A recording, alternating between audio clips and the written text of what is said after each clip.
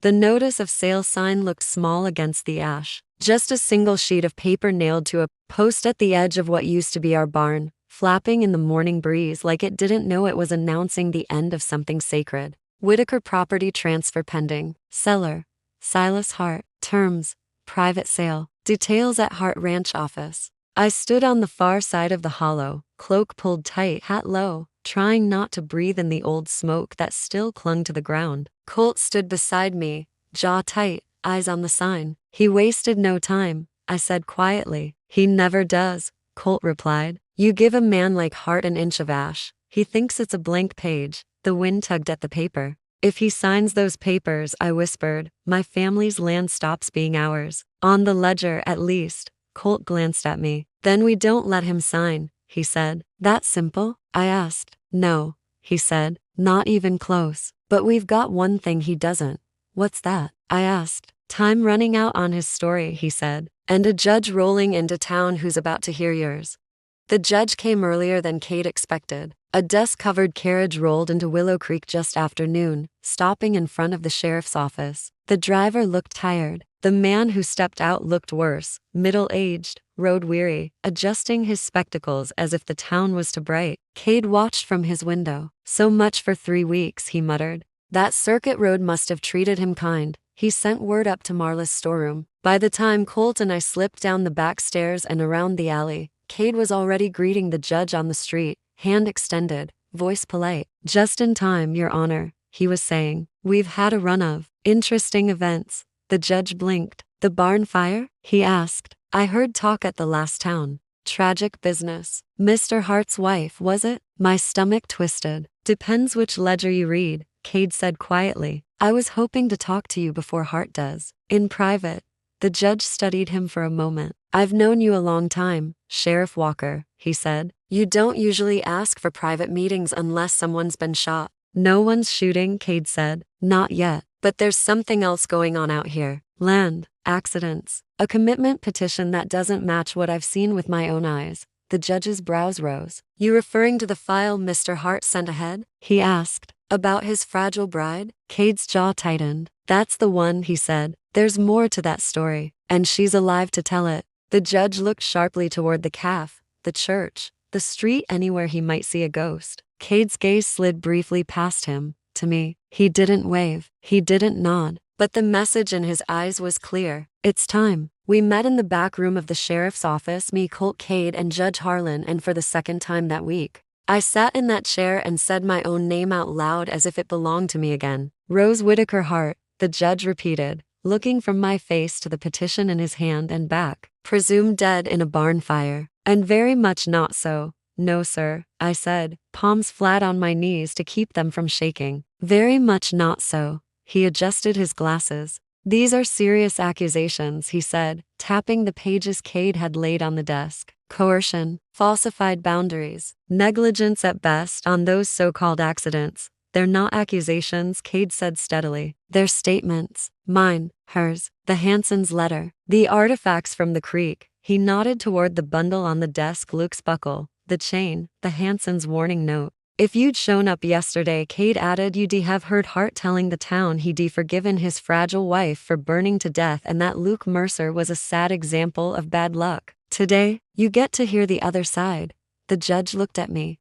Mrs. Hart, he said slowly, is what the sheriff wrote true? Did you feel forced into that marriage? Hearing the word forced from a man in a nice coat and a circuit seal on his papers made the room tilt for a second. I swallowed. Yes, I said. I believed our ranch would be taken if I said no. I believed my father would die thinking he'd failed us. Hart used that. He pressured, pushed. And when I ran, he called it proof I was unstable. He filed that petition without telling me. The judge rifled through the file. He described you as confused, prone to delusions, self-harm, he read. I breathed in slowly. He described me as property, I said quietly. Just not in those words. Colt's hand rested lightly on the back of my chair, close, steady, not claiming me. Just there. The judge's gaze flicked to him. You're Luke Mercer's brother, he said. Yes, sir, Colt replied. You believe your brother's death was not an accident. the judge said. I believe too many men have slipped on land Hart suddenly found valuable, Colt answered. And every time someone asks questions, Hart either pays them off or calls them trouble. A long silence. The judge rubbed the bridge of his nose. Normally, he said finally, I'd say we handle something like this quietly. Interviews, depositions. No sense in stirring up a whole town until I know what's under my feet. He looked toward the window. But Mr. Hart has already made a public spectacle of his loss, he went on. He's called his wife dead and his employees unstable. And now I see a sale notice on the very property at the center of all this. Cade nodded. He's holding a gathering this afternoon, he said, at the church, to announce the sale and honor his wife's memory. The judge sighed. Of course he is, he muttered. He looked at me again. If I'm to halt that sale and deny this petition, he said, tapping Hart's commitment file, I need more than private words. I need to see the shape of this, out loud, in the open. My heart stuttered. You mean, I began. He met my eyes. I mean, he said gently, are you willing to stand in front of your town and say you ray alive and that Mr. Hart's story is not entirely truthful? Every part of me wanted to shrink back into the shadows, back into barns and canyons and storerooms above cafes. But the image of that sale notice flapping over my family's ash flashed in my mind, and behind it, the memory of my father's smile when he signed the first loan paper, believing he'd saved us. Yes, I heard myself say, if that's what it takes, yes. Colt's hand tightened slightly on the chair. The judge nodded slowly. Then this afternoon, he said, we go to Mr. Hart's little performance. And for once, he doesn't get to be the only one holding a script. If you've ever had to choose between staying safely invisible and stepping into a room where everyone already thinks they know your story, you know how my stomach feels right now. You know how my stomach feels right now. If you want to hear what happens when I walk into my own memorial service and tell the town I'm not dead and that my marriage was never what Hart said it was, make sure you're subscribed so you don't miss this finale moment. And tell me in the comments, would you stand up in that church and speak? Or would you let the judge handle it behind closed doors? The church was full. By the time we got there, people were standing along the walls, hats in their hands, murmuring. The air smelled like dust, perfume, and pie cooling somewhere nearby. Hart stood at the front near the pulpit, dressed in somber black. A framed photograph of me, hair done, eyes tired, sat on a small table beside him, surrounded by wilting flowers. I watched from the side door with Cade, Colt, and Judge Harlan. Cade leaned toward me. You sure? He murmured. No, I said honestly, but I'm doing it anyway. He gave a brief, approving nod. Judge Harlan straightened his coat. Let him start, he said. Then we'll see how he likes being interrupted. We slipped in through the small side hallway that led to the front, hidden from most eyes unless they were looking. Hart cleared his throat. Thank you all for coming, he said, voice rich and low. I know it's unusual to gather like this without remains, but I couldn't let my Rose go without saying a few words about the woman she was, and the struggle she faced. A soft murmur. I clenched my jaw. She was gentle, Hart went on. Too gentle for the pressures of running a ranch and handling family debts. I tried to shield her, to protect her from herself, but in the end, the fire took what I could not save. The judge's hand tightened on his cane. He talks like he's God, I whispered. Like he decides who can be saved. Colt's jaw flexed. Not today, he murmured. Hart continued. In light of this tragedy, he said, I've decided to sell the Whitaker property. It hurts to let it go. It was meant to be our home, but some land is too soaked in grief to be lived on. The words hit me like a slap. Judge Harlan stepped forward. That land isn't yours to sell, Mr. Hart, he said loudly. Heads turned. Conversations died. Hart blinked, taken aback for just a second before his smooth mask slid back into place. Your Honor, he said, I didn't see you there. I assumed you'd be resting after your journey. The judge walked down the aisle, cane tapping. I'm many things, Mr. Hart, he said, tired among them, but I don't rest easy when I suspect I'm hearing only half a story. He reached the front and faced the congregation. Good people of Willow Creek, he said, voice carrying. I've just heard testimony that suggests Mrs. Rose Whitaker Hart is neither dead, nor fragile, nor in need of the help described in this petition. He held up Hart's commitment file. A ripple rolled through the room. Hart's face tightened. With all respect, Your Honor, he said quickly, my wife fled. I did what any concerned husband would do. It pains me enough that she's gone. To suggest she would, she's not gone. the judge said calmly. She's standing right there. Every face turned. For one suspended heartbeat, I wanted to run. Then Colt's fingers brushed mine. You're not alone, he whispered. You walk, I walk. So I stepped out, into the center aisle, into a room full of people who'd eaten my mama's pies, watched me race horses, whispered about my wedding, and now stared like they were seeing a ghost. Rose? Someone gasped. Oh my lord. Marla breathed from the second row, hand flying to her mouth. Trent, standing near the back, went pale. Hart's eyes locked on me. For a moment, his grief mask cracked wide open. Shock, anger, calculation, all flickering across his face in one heartbeat. Then he smiled, a slow, careful thing. Rose, he said softly, my dear, you're alive. Thank God. He moved toward me, arms slightly open. Colt stepped in front of me without thinking, body blocking Hart's path. Not aggressive, just firm. That's close enough, Colt said quietly. Gasps rippled. Mr. Mercer, Hart said, voice still smooth but edged now. This is between my wife and me. Funny, I said from behind Colt. You call me your wife so easily when you tried to have me declared unfit to speak for myself. Murmurs grew louder. What does she mean? Someone whispered. Declared unfit? Judge Harlan raised his voice. Mr. Hart filed a petition, he said, to have Mrs. Hart committed to professional care should she run. He described her as unstable, delusional, a danger to herself. Eyes widened. That doesn't sound like the Rose we know, someone muttered. Hart's jaw clenched. I was trying to protect her, he said. She was, confused. I stepped around Colt's shoulder, heart pounding. I was terrified, I said, voice shaking but clear. Terrified of the debts, of my father losing everything, of you using that fear to call what you did protection. All eyes are on me now. My knees wanted to buckle.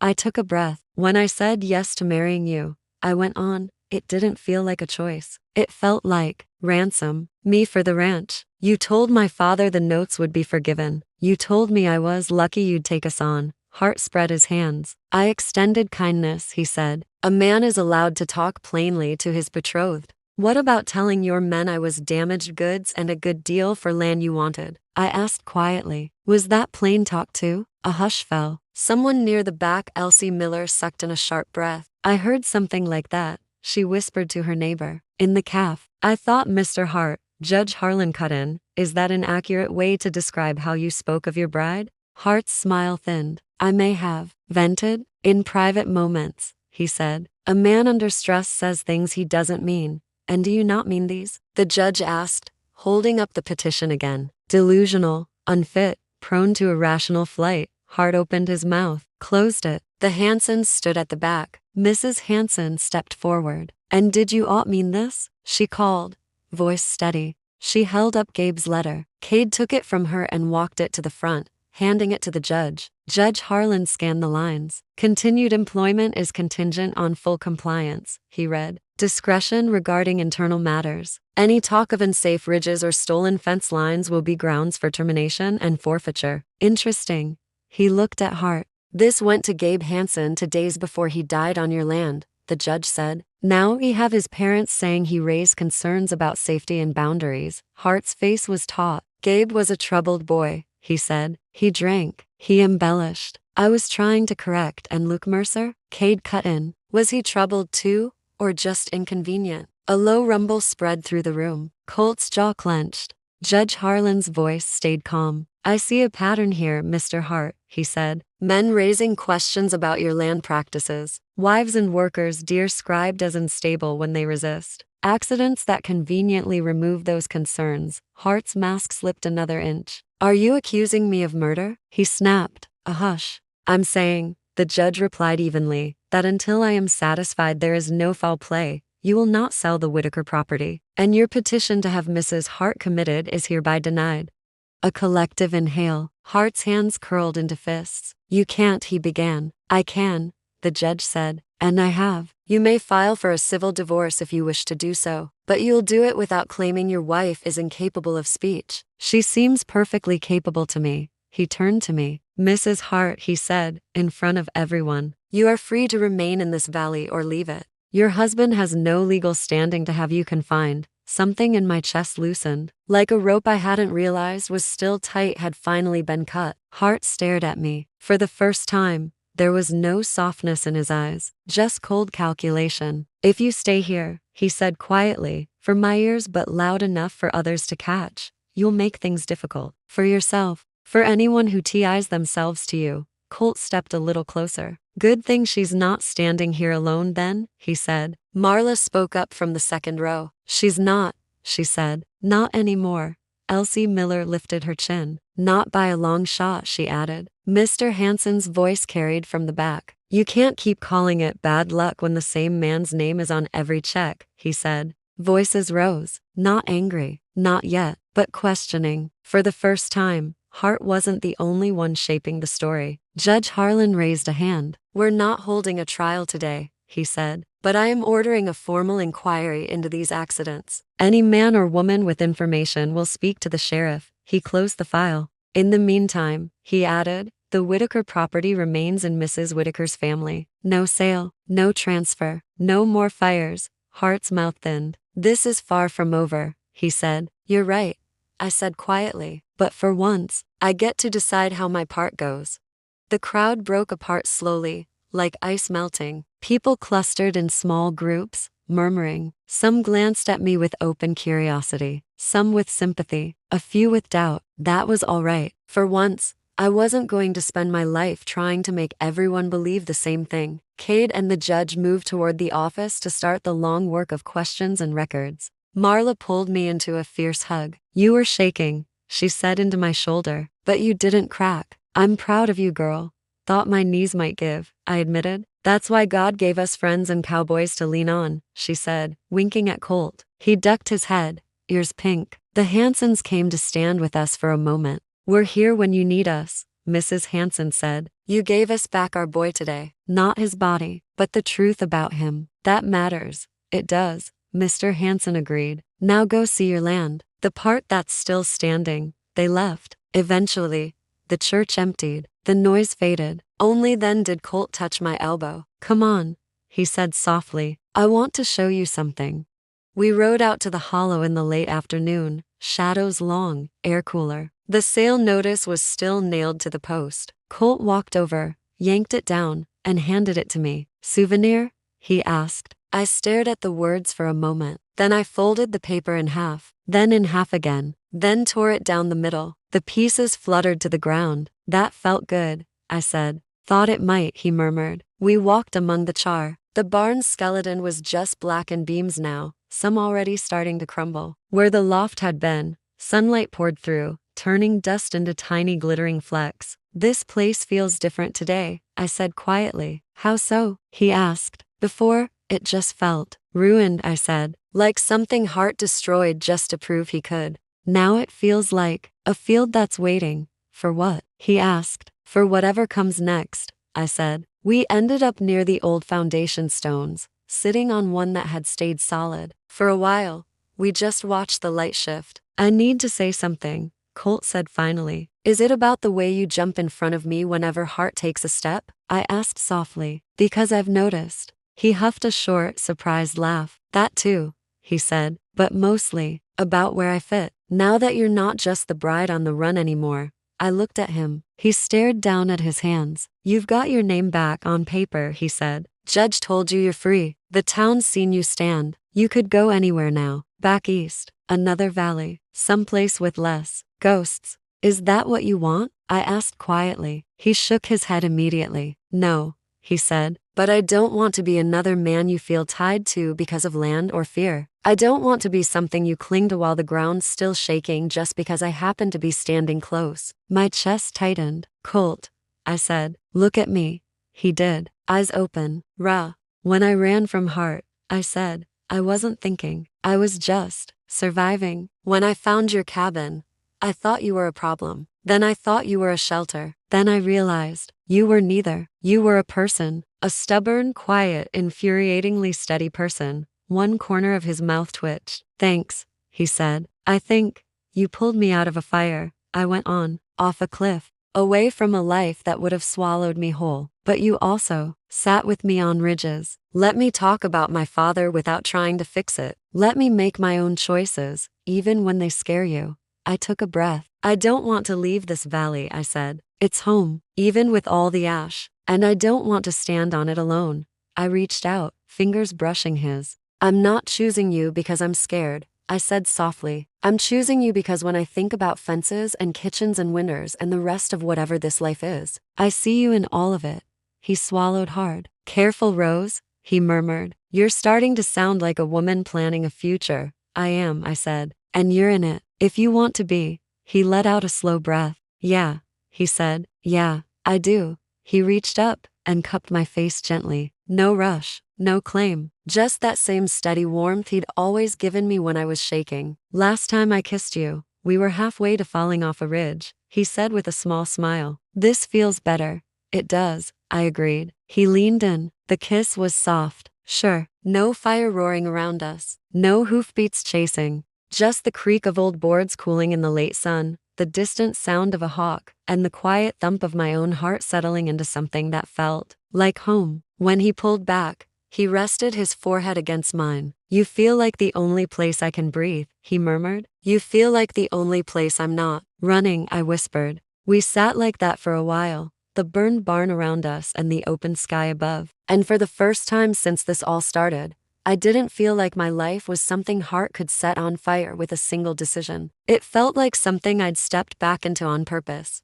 In the weeks that followed, things didn't turn perfect overnight. They never do. Hart didn't vanish into thin air. He hired a lawyer, glared at me on the street, tried once to talk to me alone before Cade stepped between us and reminded him of the judge's order. But he couldn't sell our ranch. He couldn't have me committed. He couldn't stand in the cafe and talk about me like I was broken without at least 3 people at different tables raising their eyebrows. The Hansons came into town more often. One afternoon, I found Mrs. Hanson and Marla sitting together at a corner table, heads bent over a list of names of their families who'd lost sons near new fences. Cade started keeping his ledger a little differently. He wrote more notes in the margins, asked more questions when accident showed up on a report. Sometimes I'd look through the office window and see him, and Judge Harlan bent over maps and records, the safe open beside them. As for Colt, we built something, not fast, not flashy, just steady. We started by putting up temporary fencing around the Whitaker House site,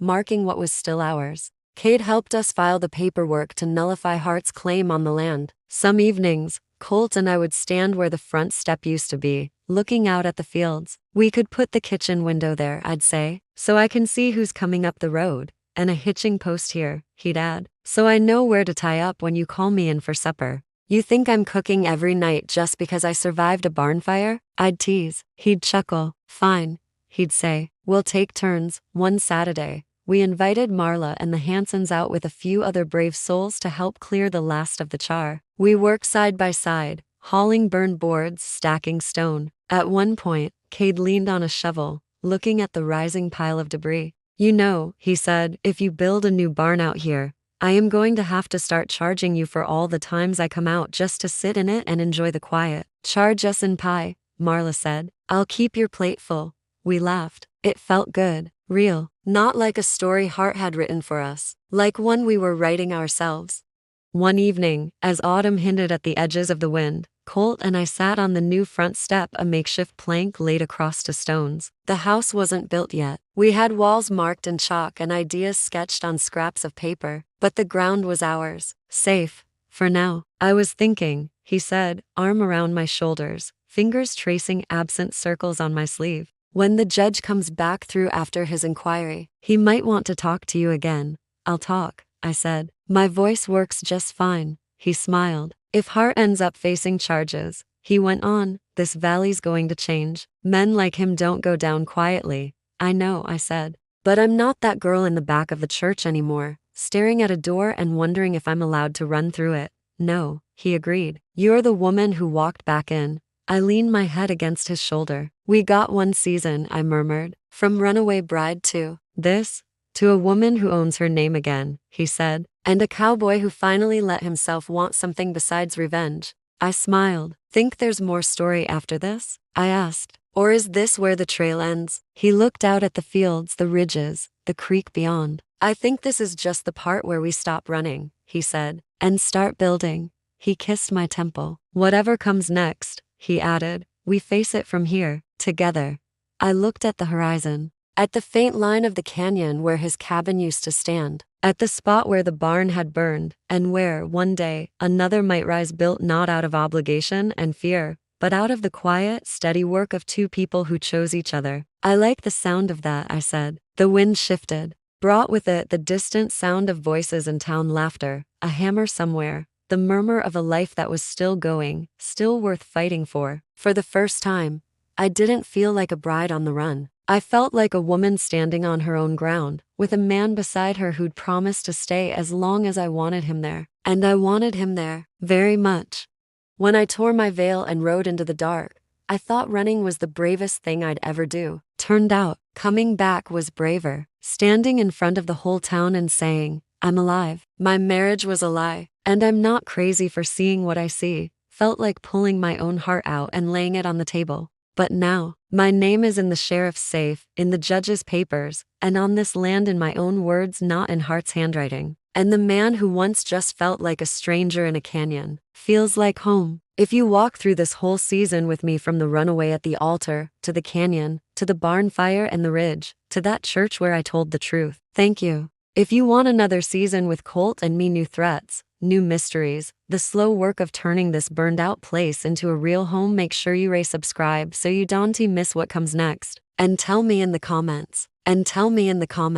When did you first realize Colt wasn't just my protector, but someone I could actually fall in love with? Was it the cabin, the fire, the ridge, or the moment he stepped between Hart and me in that church? Either way, this part of the story might be over. But out here on the prairie, with the barn ash under our boots and a new fence line to set, it sure doesn't feel like an ending. It feels like a beginning.